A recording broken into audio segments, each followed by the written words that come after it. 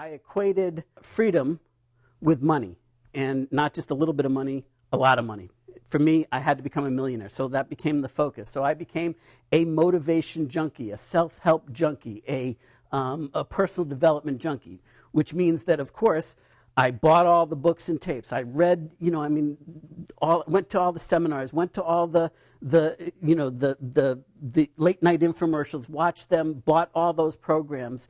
And by the time I was, I guess, 23, 24 years old, thereabouts, I had over $65,000 worth of the training programs that I had accumulated in the pursuit of that freedom that I wanted, that quest to silence that pain of the fear of that abandonment, to overcome that, to give myself that space, right? Did I have the money? No.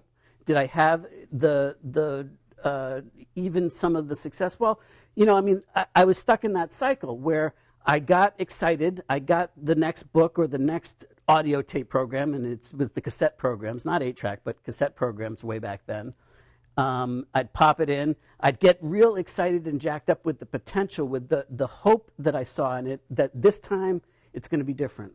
And you know what? I learned a lot. I got a lot of great insights in there, and a lot of it was groundbreaking. A lot of it was good shit that was, incredible stuff, but it wasn't incredible for me then. And what I mean is that it didn't work for me then, or it only worked temporarily, because I experienced what I call the snapback. And I'm sure that you can relate to this on some level, where we have a modicum of success, and all of a sudden we are starting to see some sort of breakthrough, and it's good for a time, but then it snaps back to the way things were.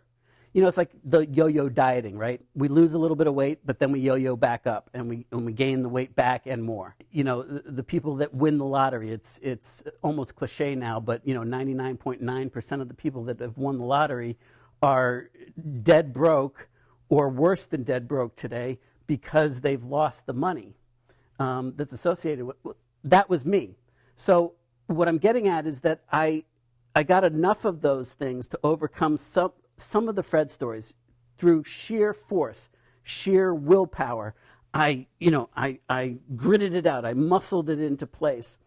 And what ended up happening is that eventually, by the time I was 32, I became a millionaire for the first time. I got it. And it turned me inside out. I mean, it was incredible. And I thought, now I've got the freedom that I want. And it only lasted, again, the feeling of not, of being worthy, of being, finally having made it, only lasted for a little bit by comparison. And I experienced the snapback again, where at first it wasn't in the monetary sense, the material world sense.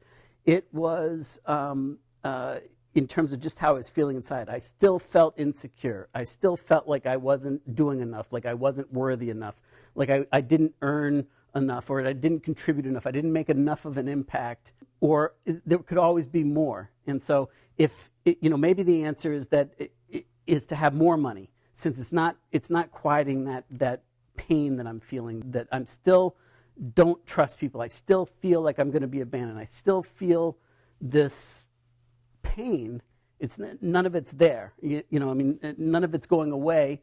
Well, let me do it again.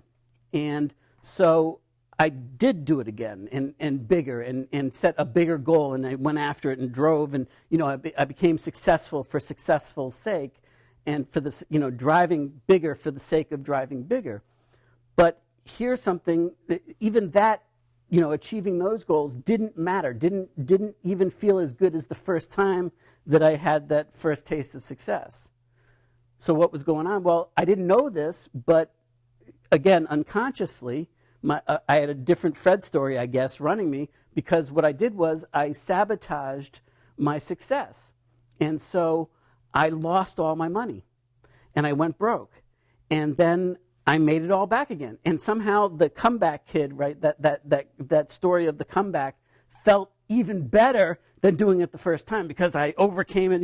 I was Fred now, and not only did I get stuck in that jar once, but and wrestle my way out, but now I did it again. I'm coming back, and I'm not letting, and so what ended up happening from the time that I became a millionaire the first time to the time that I was 42, when I had, basically a nervous breakdown, a midlife crisis at 42, was that I made and lost millions.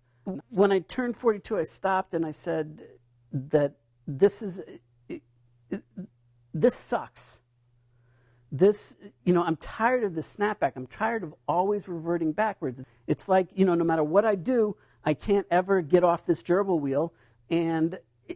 And so, yeah, I might have all the toys. I might have the $1 million mansion. I might have experienced what it's like to fly in a private jet, or to rent an island in the British West Indies with some friends at $50,000 a night, and all that, stuff that's, frankly, when I think about it now, is embarrassing. But back then, it was like I wore it as a badge of honor, as a a status symbol, as all this stuff proved, at least to the outside world, let me pretend that everything was outstanding, that none of my Fred stories were real, and because nobody else knew about them, but I did.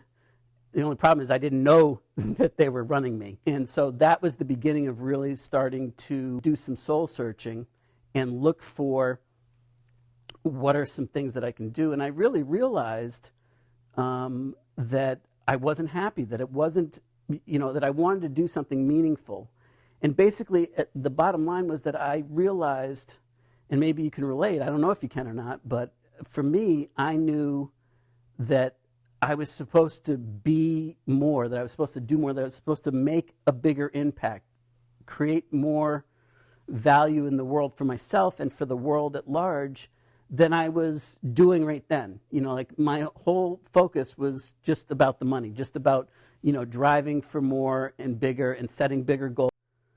So I became this motivation junkie, as this product of the self-help industry. And when I say motivation junkie, what I mean is that I'm looking for the next thing that's going to give me that booster shot in the arm, that's going to charge me up, that's going to take me to the next level. The problem was that it was only temporary, that it always snapped back.